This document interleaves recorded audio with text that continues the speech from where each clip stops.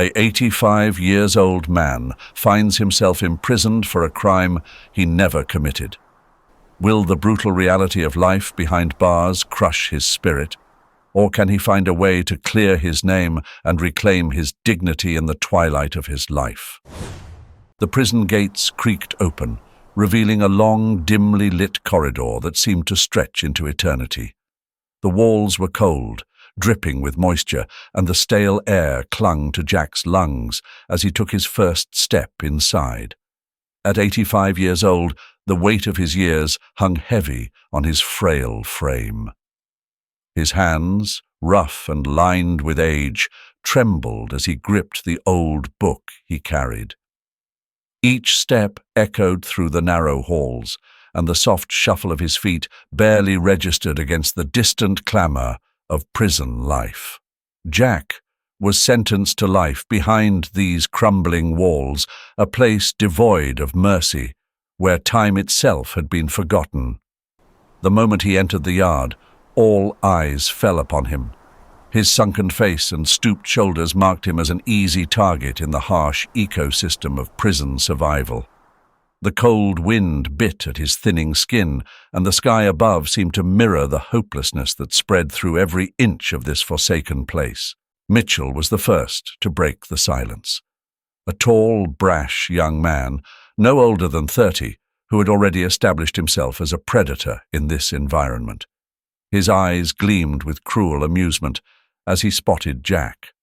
Without missing a beat, he raised his voice to ensure that the rest of the prisoners heard him. "Look what we got here. What's up, Grandpa? You lost? This ain't no nursing home." His voice rang out, and the others quickly joined in with mocking laughter, the sound bouncing off the walls in a cacophony of ridicule. Jack kept his eyes down, refusing to engage. His silence only fueled Mitchell's fire. The young man stepped closer, towering over the elderly man. "You deaf too, old man? Or just stupid? Maybe we should get you a walker so you can keep up." The laughter intensified, but Jack stood still, his thin fingers tightening around the book in his hands. He wasn't here to fight. He wasn't here to argue. Whatever dignity he had left, he clung to it, drawing strength from somewhere deep within. But Mitchell wasn't done. The lack of reaction only seemed to encourage him. He leaned in closer, sneering as he said, "Guess you're not going to need that food either, huh? A body that old doesn't need much." And so it began. The daily torment. Mitchell would rally the others, and Jack became their entertainment. Each mealtime was a struggle. They would snatch his food right off his tray, sometimes tossing it aside, other times consuming it themselves as if it were some grand joke. The cafeteria became a war zone, not of fists or weapons, but of cruelty and humiliation. Jack, however, bore it with a patience that puzzled the others. His face remained calm, his movements slow and deliberate. He retreated into his books, sitting in the far corner of the yard, his eyes fixed on the pages as though they were the only thing that kept him tethered to this world. The words were his escape, his refuge in a world where mercy was forgotten and kindness a distant memory. Mitchell didn't stop at stealing food. At night, he would claim Jack's bed, forcing the old man to sleep on the cold, hard floor. The rats, bold from hunger, would scurry about in the dark, nibbling at Jack's toes, mistaking his brittle feet for scraps of food. Each night was a new trial, the thin blanket barely keeping the cold at bay, the sounds of other inmates tossing in their sleep, or worse, laughing at Jack's misery. "Tonight, Grandpa, you sleep with the rats again," Mitchell declared one evening, pushing Jack aside with a casual cruelty that no one questioned. And still, Jack remained silent. The more they mocked him, the more he withdrew into himself. It was as if their words and actions couldn't reach him. His mind was elsewhere, perhaps lost in the books he read or in memories of a time long gone. The others didn't understand it. To them, silence was weakness, and weakness was to be exploited. But there was something in Jack's eyes, a quiet, unyielding resilience, a strength that refused to bend no matter how much they tried to break him. Each morning, after a night of torment, Jack would rise from his corner on the floor, dust himself off, and begin the day anew, never once complaining, never once fighting back. Mitchell, with his sharp tongue and vicious humor, didn't realize it, but his words held no power over Jack. The prison may have taken his freedom, his comfort, and even his food, but it couldn't take what was most important, his spirit. Day by day, Jack's quiet endurance became a source of confusion among the inmates. Whispers began to circulate. Why didn't he fight back? Why did he allow them to treat him this way? Was he too weak, or was there something more beneath the surface of this old man who never raised his voice? The cafeteria hummed with the usual chaos. Trays clattered against metal tables, muffled conversations blurred into each other, and the guards stood at the fringes, watchful but uninterested. Jack sat alone, his graying hair drooping over his eyes as he stared blankly at the tray in front of him. It was another day of being unnoticed, ignored, or worse, ridiculed by the others. Mitchell's voice pierced through the din like a blade. "Look who we have here, the old man still hanging on." His gang chuckled, feeding off his energy. They had tormented Jack for months, knowing he never fought back. Jack's hands remained steady, gripping his spoon as he slowly raised it to his mouth, not even flinching at the insult. He had mastered the art of endurance in ways they could never comprehend. Without warning, Mitchell's fist connected with Jack's tray, sending it crashing to the floor. "You deaf or something, old man? I'm talking to you." The room fell silent. All eyes were on them now. But before Mitchell could strike again, a low, commanding voice cut through the tension. "That's enough, Mitchell. Let him go." It was David Thompson, a figure feared and respected by every man in that prison. David wasn't just any prisoner. He was a legend within those walls, known for his brutal strength and his mysterious past. No one dared cross him. The sight of him approaching was enough to make Mitchell's grip loosen. David stepped closer, his presence overwhelming, and, for the first time, Jack felt a strange sense of protection, something he hadn't felt in a long time. The air in the yard shifted, heavy with anticipation. David's gaze was sharp, unwavering, as he addressed Mitchell again. "I said, let him go." Mitchell hesitated for a moment, then released Jack, stepping back with a mix of confusion and fear. The other inmates watched in stunned silence, unsure of what was happening. David then turned to the crowd of prisoners who had gathered, his voice booming, yet steady. "Do any of you even know who this man is? Do you have any idea what he's been through?" Jack looked up, confused and somewhat fearful of what was about to be revealed. He'd lived his life in quiet solitude, even here, never drawing attention to himself. But David knew. Somehow, he knew. "This man," David continued, his voice carrying across the yard, "isn't just some old fool you can push around. He's a hero, a goddamn war hero. He saved hundreds of lives during the Holocaust, putting his own on the line. You see those scars on his body? They're not just from this place. He's survived torture for over 300 days and never once gave up the names of his comrades.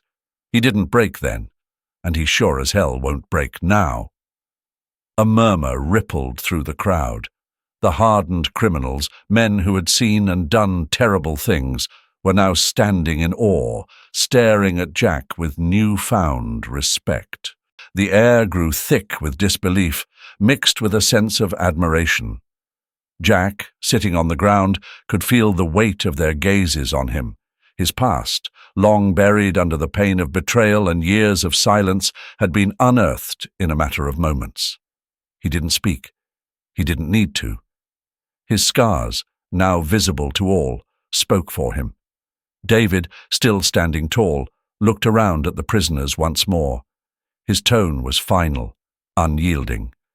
"From now on you leave him alone. You respect him. Jack is a better man than any of us could ever hope to be, and if I see anyone lay a hand on him again, you'll deal with me." The message was clear. Jack was no longer just another old man waiting for time to pass.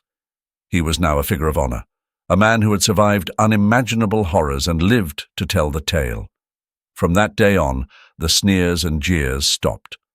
The prison may have been a place of brutality and darkness, but in that moment, something shifted.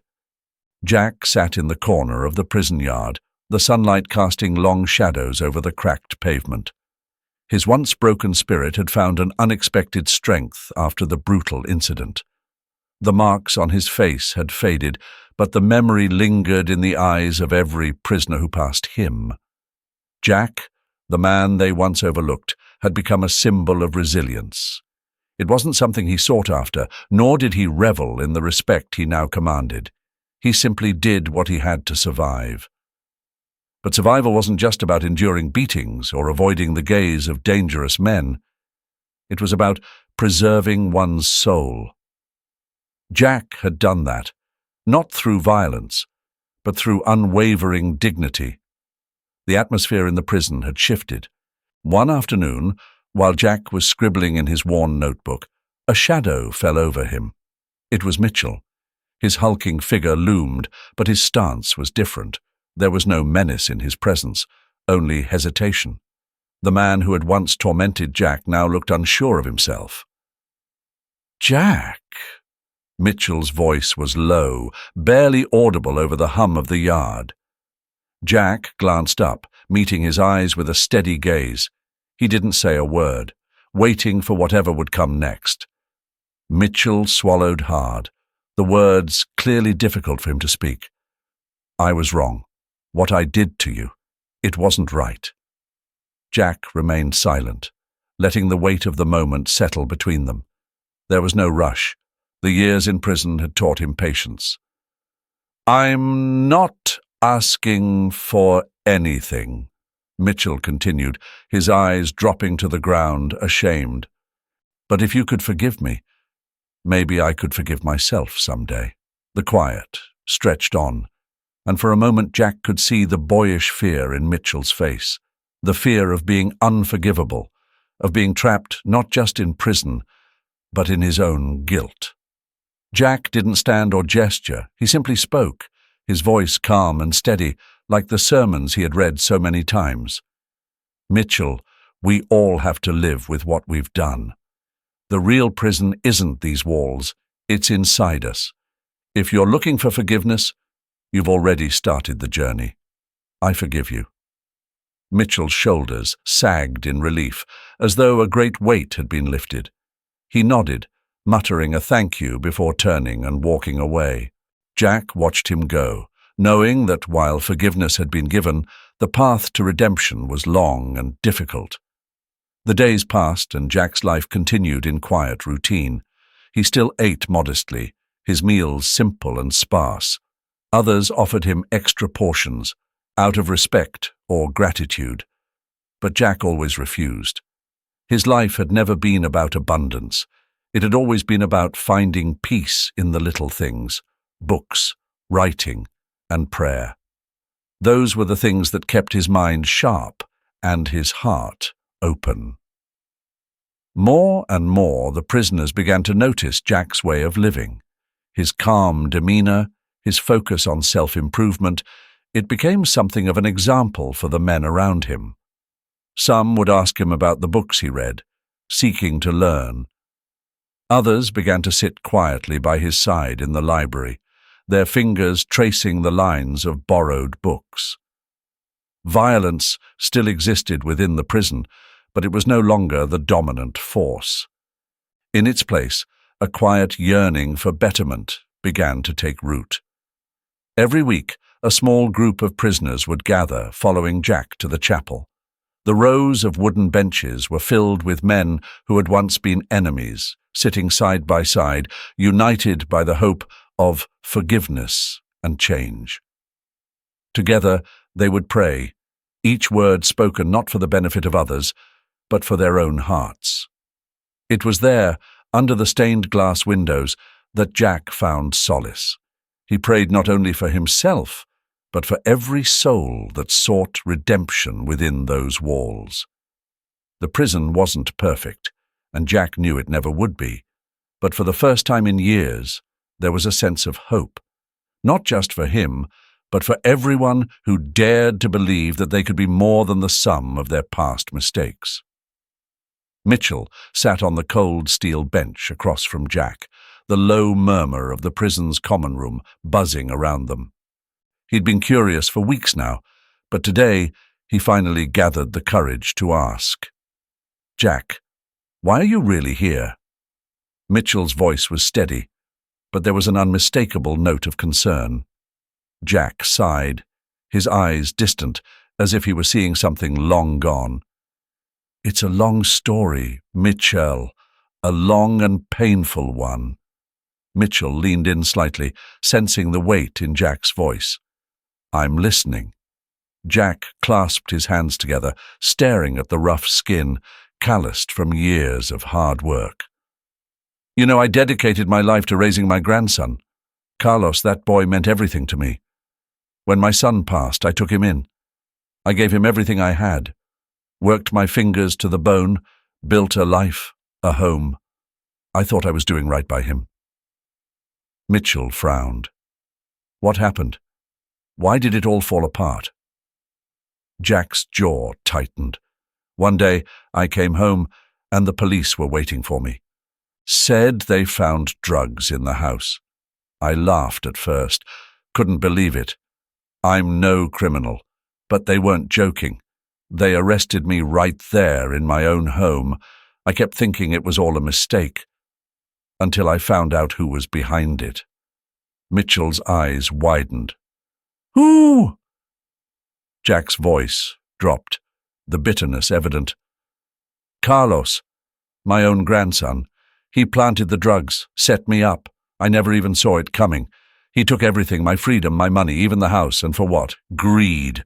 All that talk of starting his own business, all the excuses for needing more money. I should have known." The room seemed to quiet as Jack spoke, his words heavy with years of suppressed hurt. Mitchell sat stunned, struggling to comprehend on the level of betrayal. But why would he do that? Jack shrugged, a defeated look in his eyes. "I've asked myself that 1,000 times. Was it the money? Was it the desire to be rid of me? I don't know. All I know is he wanted more than I could give, and when I couldn't keep up, he decided I was worth more, locked away." For a moment, neither of them spoke. The truth of Jack's story hung between them, raw and unspoken. Nearby, David had been listening in. Though he wasn't part of the conversation, Jack's story struck a chord. David stood up from his seat and walked over, his face grim. That's messed up, Jack. You don't deserve to be in here for something like that." Jack gave a weak smile. "Life doesn't always give you what you deserve, kid. Sometimes it takes everything you've got." David, though hardened by his own experiences, felt a surge of anger. "No, this is different. He's your family. What kind of person does that to his own blood?" Jack shook his head. "Family doesn't always mean loyalty. Carlos made that clear." David looked thoughtful for a moment, then clenched his fists. "I know people on the outside, people who can dig into this. If Carlos set you up, there's got to be proof. I'll find it." Jack's brow furrowed. "David, you don't need to—" But David cut him off. "No, Jack. If there's a way to prove you didn't deserve this, I'm going to find it. You don't just sit back and let someone like that get away with it." Jack's expression softened, a rare glimpse of hope flickering in his eyes.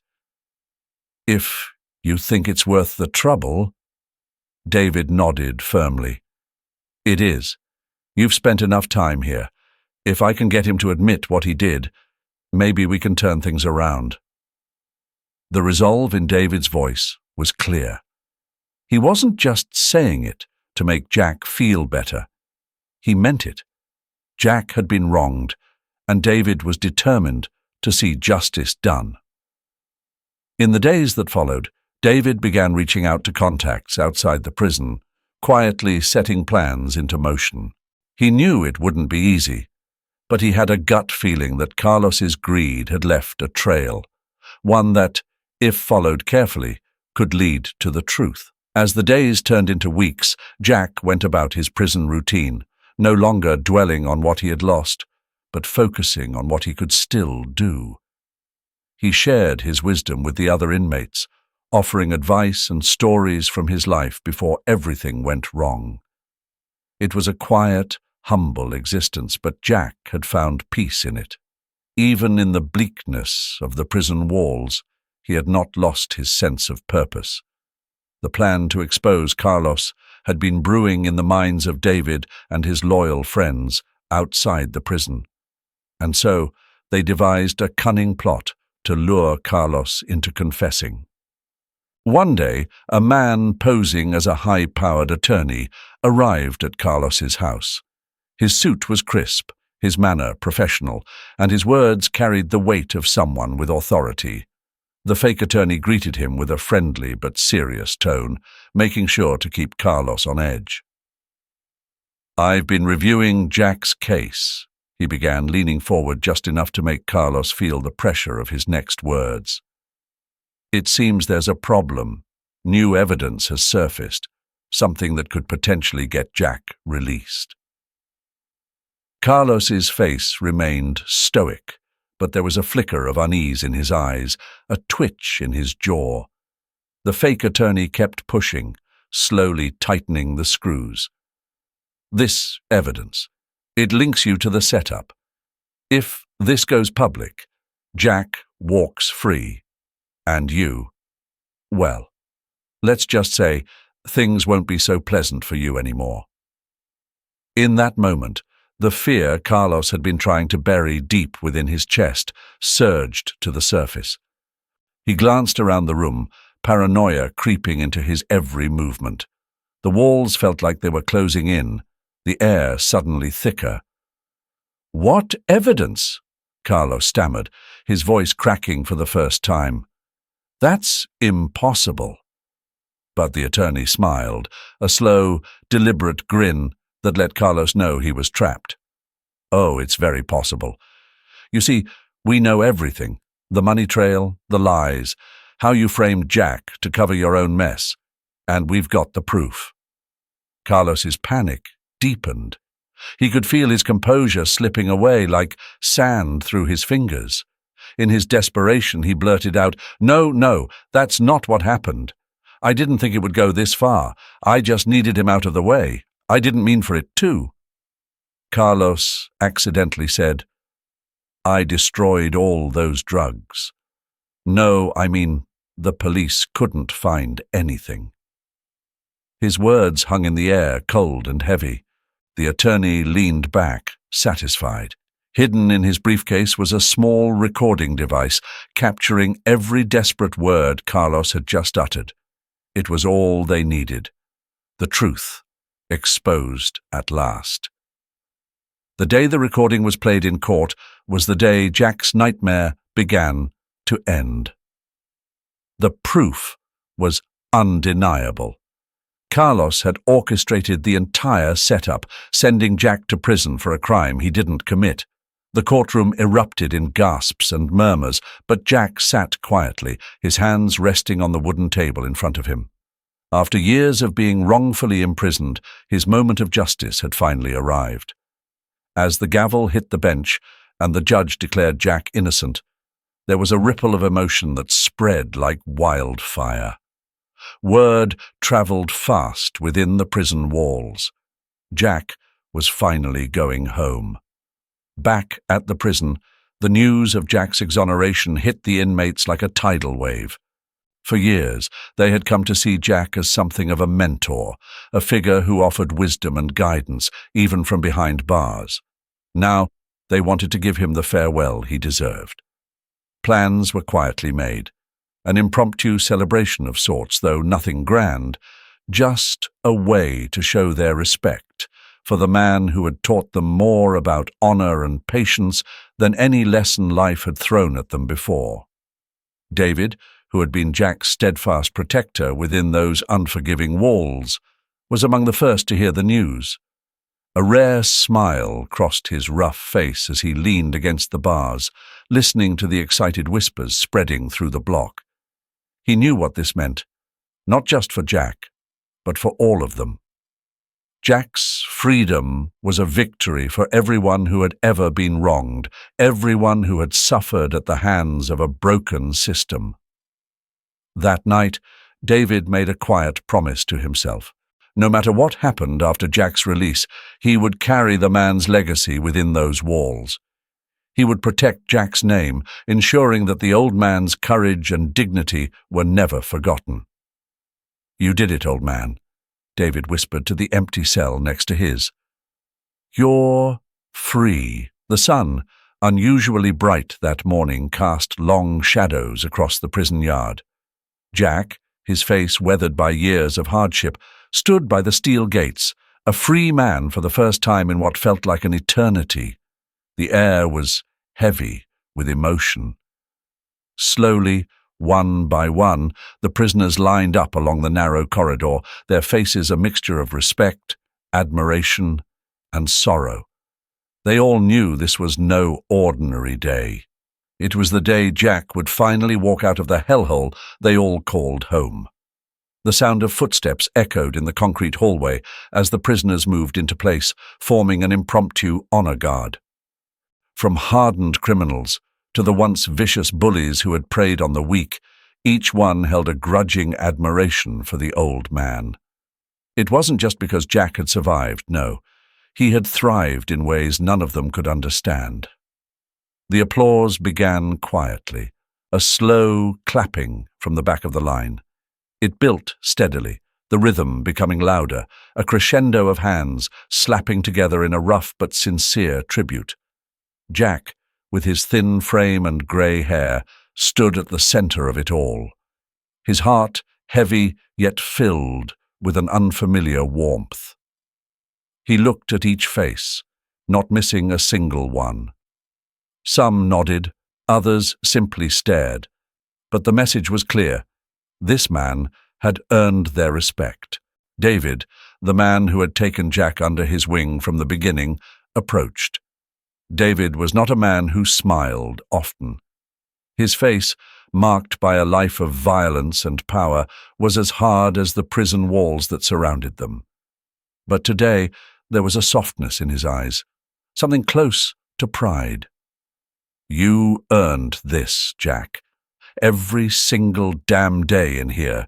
You proved you're stronger than any of us," he said, his voice low but firm. Jack smiled softly, his gaze steady as he met David's eyes. "Thanks, David. Couldn't have done it without you looking out for me." David shook his head. "No, Jack. You did this. All of it. Now go live your life. You deserve more than this place can ever give you." For a moment, there was silence, a stillness that hung in the air. Jack glanced back at the rows of prisoners, many of them the same men who had mocked and beaten him during his early days behind bars. Just before he turned to leave, Jack's eyes found Mitchell. The younger man was standing by the wall, shuffling awkwardly as if trying to disappear. Jack smiled slightly, his old, teasing nature slipping back for one final moment. "Mitchell, you better stop feeding those rats. They're getting fatter than you," Jack joked, his voice carrying a lightness that contrasted sharply with the weight of the moment. A ripple of laughter spread through the group, the tension breaking for just a second as Mitchell flushed red, but laughed along with the others. It was a small, shared moment, One last bit of levity before Jack walked out of their lives for good. With one last wave, Jack turned and stepped through the gates into the sunlight that bathed his face with warmth. Behind him, the sound of applause faded, but the memory of that day would remain. Jack had left something behind in that prison, something intangible but powerful. He had shown them all that even in the darkest places there was still light. The air in the prison felt heavier that day. The shadows clinging to the concrete walls seemed darker, more oppressive, as if they sensed something was about to shift. It hadn't been long since Jack had walked out of these gates, leaving behind a legacy that had forever changed the prison's soul.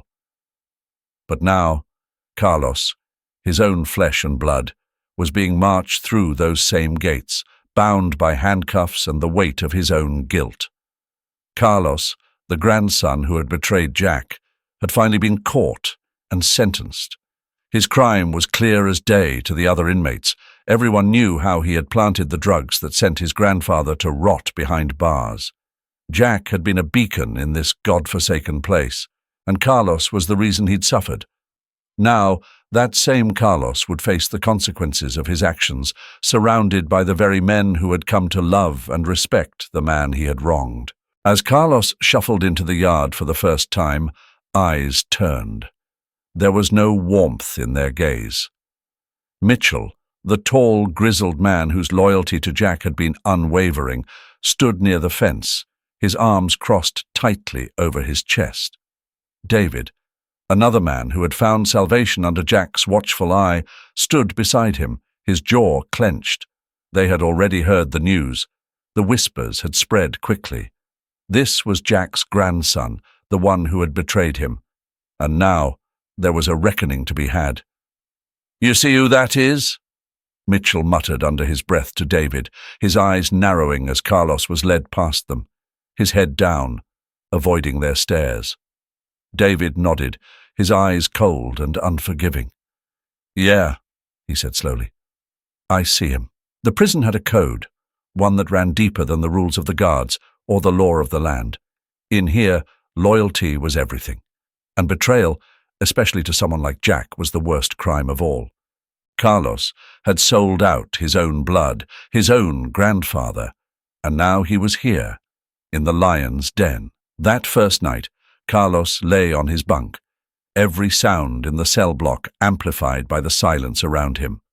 The whispers outside his cell walls seemed to crawl under his skin. He knew they were talking about him. He could feel their hatred like a thick fog settling in the space around him. It didn't take long for them to come for him. Mitchell was the first. He didn't need to say much. His presence alone sent a message. He leaned against the door of Carlos's cell, his eyes cold and hard as steel. "We know who you are," he said, his voice a low growl. "And we know what you did to Jack." Carlos didn't respond. His throat felt tight and his heart pounded in his chest. He had thought prison would be tough, but he hadn't imagined it would feel like this. Not this kind of dread. Mitchell's eyes flicked up and down, assessing Carlos like a man might look at a piece of meat before tossing it to the dogs. "You ain't gonna get no free ride here, boy. Jack was like family to us. You ain't nothing but a rat." Carlos swallowed hard, but his mouth felt dry. He had thought he could survive this, thought he could endure the sentence. But the reality of the situation was crashing down on him like a tidal wave. He was not in control here. The next morning, as Carlos stepped into the yard, the stares were sharper. David, who had been quiet until now, finally spoke up. "You think it's going to be easy in here, huh?" His voice was loud enough for others to hear, and heads began to turn. "You think you can just walk in here after what you did to Jack and act like everything's fine?" Carlos shook his head, but David's anger was rising. "You put that man in here, made him suffer, and for what? Money? Power? You're scum." David stepped closer, his fists clenched. "Jack saved my life in this place, taught me how to be better. You took years from him, years he never got back. You don't deserve to breathe the same air as the rest of us." The crowd around them grew, watching, waiting. From that day on, Carlos's life in prison became a daily punishment, not from the guards, but from the inmates who had once been transformed by Jack's wisdom. The food he got was scarce, the bunk he slept on was taken more often than not, and the men he passed in the halls showed no kindness, no mercy. For Carlos, there was no redemption, only the bitter taste of his own betrayal hanging in the air, every moment reminding him of the price he was paying for his sins. Back to Jack, he had never been a man to settle for a quiet life, even after regaining his freedom. The prison gates behind him felt like both a conclusion and a beginning. His past wasn't erased, but Jack wasn't interested in running from it. Instead, he faced it head-on, gathering a few close friends, fellow veterans, men who had seen both the battlefield and the inside of prison walls. Together, they decided to build something new, an organization that would provide opportunities for former inmates, people like them, who had served their time but still faced the judgment of society. The work was slow at first. Jack's vision was ambitious, not just to help ex-convicts find jobs, but to guide them back into society with purpose. He often sat with his old friends, sketching plans on napkins, talking late into the night about how they could make a real impact. They believed in second chances because they had needed them too. Jack's past experience gave him an edge. People listened to him, not because he demanded it, but because his words carried weight. He knew the struggles these men faced, the overwhelming uncertainty, the walls society still placed around them even after they'd paid their dues. Jack didn't preach, but he encouraged. He spent hours counseling those who were fresh out, warning them about the temptations that still lingered, but also offering hope. It wasn't about pity, it was about action. "You're not finished," he would say. "This can be the start of something different." Every week, Jack visited local shelters, holding informal meetings with ex-prisoners. They talked, laughed, and shared their stories. Jack listened more than he spoke, making sure each man knew that their voice mattered. He organized workshops, helping them rebuild their confidence, teaching them how to interview and how to speak about their past without shame. It wasn't just about finding work, it was about restoring dignity. One of Jack's closest collaborators was Father Henry, a local priest who had dedicated much of his life to prison ministry. Together, they would visit the prison every Friday, reading scripture, but more importantly, talking about redemption. For Jack, these visits weren't about religion as much as they were about reminding the prisoners that there was still life beyond the bars. He wanted them to see that their worth wasn't diminished by the mistakes they had made. "It's never too late to turn things around," he often told them. His presence, alongside Father Henry, was a beacon of hope to many of those still trapped inside. They were reminded that someone was rooting for them, that forgiveness wasn't just a concept, but something that could manifest in their lives. Over time, Jack's small organization grew. More ex-prisoners found work, started families, and rebuilt their lives, and word spread about the man behind it all. Jack was always quick to divert credit, insisting it was the men themselves who deserved the praise, but his efforts didn't go unnoticed. When Jack passed away, the grief rippled far beyond his immediate circle. His name had become synonymous with second chances, and his organization had transformed countless lives. To honor him, those who had worked with Jack founded the Jackson Robert Foundation.